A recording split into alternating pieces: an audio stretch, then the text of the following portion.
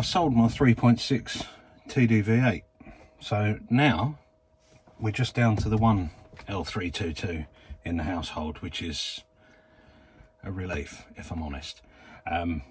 Not because I needed to get rid of one, but you know, they're expensive things to own, and having two of them on the driveway is just, it's crazy. Anyway, the blue one's gone. It's gone off up to Yorkshire, and I really hope that the new owner of it has as much joy and as much luck with it as I did. I'm glad it's being used again, and I really hope it serves him well. And because it's sold, and I had a few pennies back in my bank account, which I need to invest heavily in this, I've started with the least important thing, really, and that's sorting out the stereo. I love this car, I love being in them, and I think actually even for a factory sound system, these are excellent. Aside from the ever-blown door speaker in the driver's door, which was the same on the 3.6, and it's something else that I've got to address in here. But they need bringing up to date a little bit. I've got this fantastic little device called an Invery, which gives me full iPod functionality on the stereo within reason, and it connects to my phone, and it will do also Android as well, and it was about 90 quid, I think. It's pretty good, but it doesn't work with everything. It does crash from time to time, particularly on downloaded Apple Music, I've found. There are 2 or 3 tracks that just will not play, and how they crash Bluetooth, I don't fully understand that, but they do, and that's really getting on my nerves. I love Apple CarPlay, and if you're an Android user, Android Auto, there's not much to choose between the two of them, I don't think, these days. You're used to it, you'll love it, and I think if you were to suddenly be without it, you'd be really cross. I've got it in my C43 as an aftermarket thing, because obviously that's a 90s built car. That's really good. In my Mustang, I've got a Dynavin unit, which is pretty unreliable, but when it works, the Apple CarPlay is fantastic. It's one thing that I really, really want for this car. So I've done it, I've bought it, and it is in a little product placement video. It came from a company called Unique Auto Developments.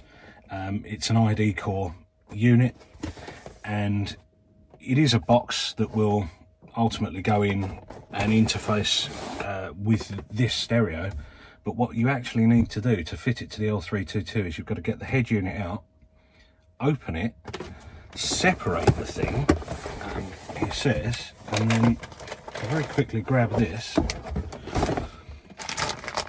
That, hopefully you can see, is a printed circuit board and a set of ribbon cables, and my understanding is that I need to separate the 2 boards in here and fit that between the 2 with that Y cable and some standoffs, put it back together, and then I'll mount the control box and the associated wiring, and then we get Apple CarPlay and Android Auto all on our factory head unit, which I like. I'm not a big fan of full touchscreen units, and I know they do, you can get some that will fill this area, and they look very, very nice. But I just prefer the factory look, and I don't think there's anything in it with the size of the screen. This screen is actually excellent, even in high sunlight conditions, whereas I think some of those aftermarket ones, a little bit too glossy. All down to personal preference. Anyway, that's what I'm doing today. I've chosen a day where it's going to be warm and dry, and you can probably see the water on the screens because it started raining. Perfect. It's due to rain hard tomorrow, and so realistically it's about 2:30 in the afternoon, and I've got a finite amount of time to strip all this down. If you've ever taken the stereo out of an L322, you will know the pain I'm about to go through. In order to get to it, I've got to remove the top of the dashboard, which doesn't seem too tricky, but for the fact that you basically start down here at the base of the front seats, and you dismantle everything going forwards and towards the middle, until you get to the screws that hold the stereo in, then you can lift it out.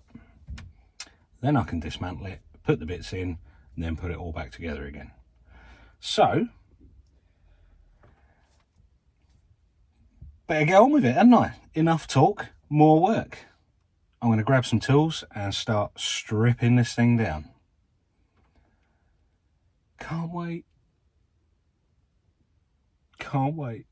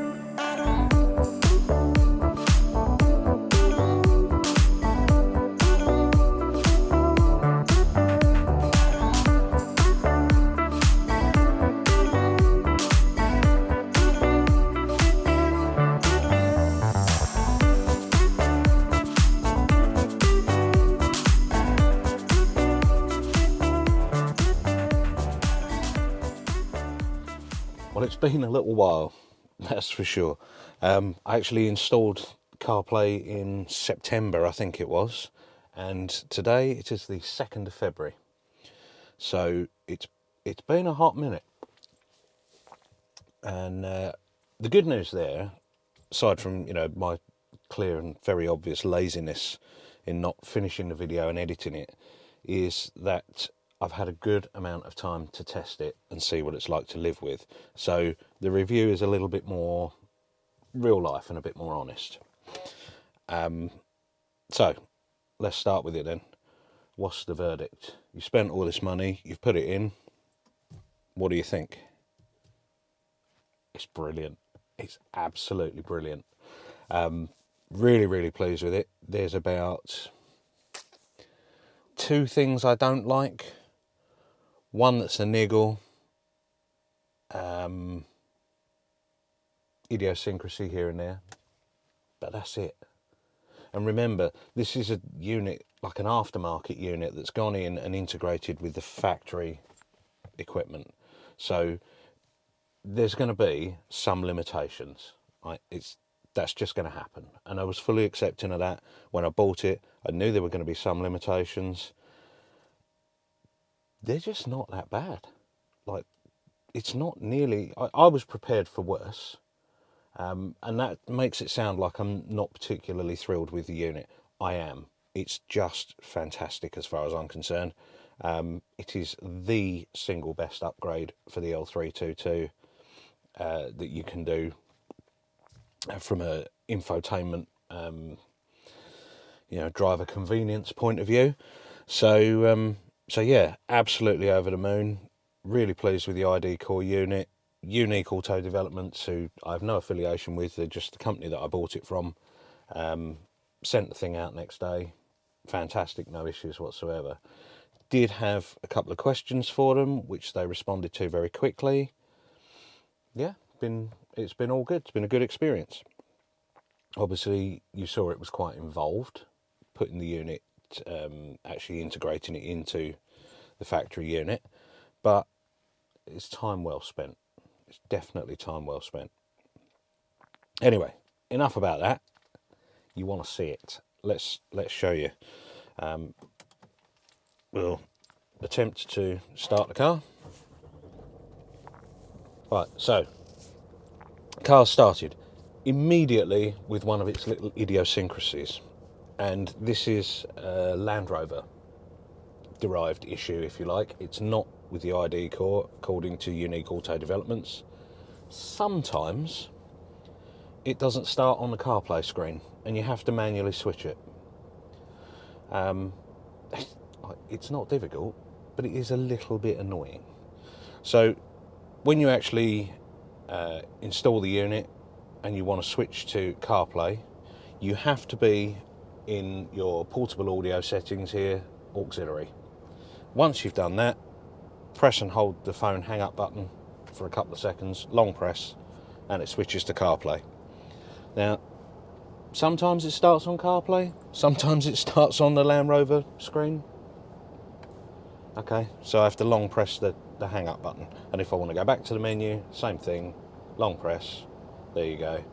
And from there, I've still got all of my, 4x4 info, my navigation, my factory navigation, should I want to use that. I don't, ever. And yeah, as long as it's on the aux setting, you'll get audio. If you're not getting audio, it's because you've switched to iPod, USB or radio or whatever. So that's it. Long press, back to Apple CarPlay or Android Auto or whatever it is that is your preference. Little things, I guess, to be aware of. In the world we live in now, we're used to touch screens that work, by gently stroking the screen. Being that this is the older touchscreen in the L322, you do have to press it quite firmly, and it feels a little bit alien to do that. But it's a rarity. It's not something I use very often. I don't need to scroll between them. That's just something to note. What else? Everything else works like Apple CarPlay or Android Auto. Fine, no big deal. If you're familiar, you're familiar, and if not, I'm not going to do a video on how it works. The buttons for your audio on the steering wheel fully integrate, so you've got your volume up and down in track skip. Try not to press the mode one, because that will then switch between your aux, iPod and CD, USB, sorry, and then of course you lose your audio from CarPlay and it starts playing anything else that's attached. Again, no big deal. Marginal inconvenience this. When you're in a phone call, if you want to answer the phone or hang up the phone, you can't do it on the steering wheel buttons anymore, because they operate the Land Rover phone kit, not the CarPlay one, and you'll remember that you have to do a long press on the hang up. So where I've actually become quite used to just hanging up the phone by tapping the steering wheel, I've had to remember, no, go over, press the screen again, or wait for your person on the other end to hang up. No big deal.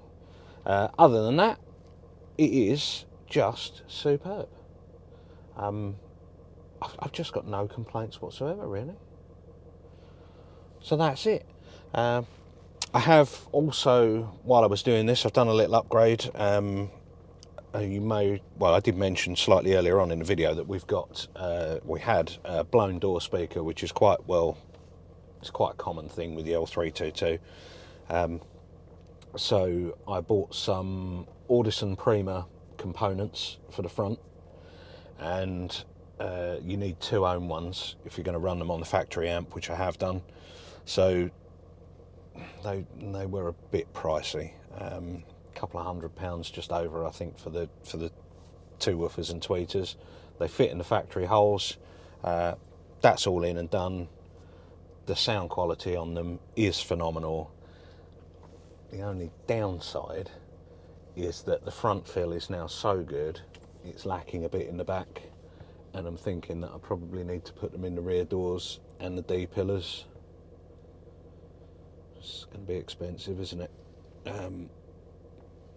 I could probably live with it for the moment. I really don't want to spend that kind of money, but I do spend a reasonable amount of time in here, and I do really enjoy it. So we'll see where that takes us.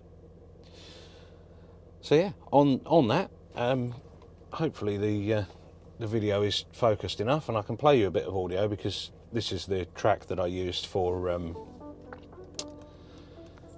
the time lapse, and it's licensed for content creators, so we're all good on that front.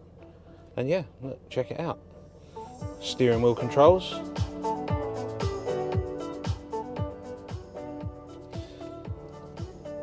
track skip, etc. And then we've got all our playlists as we'd expect.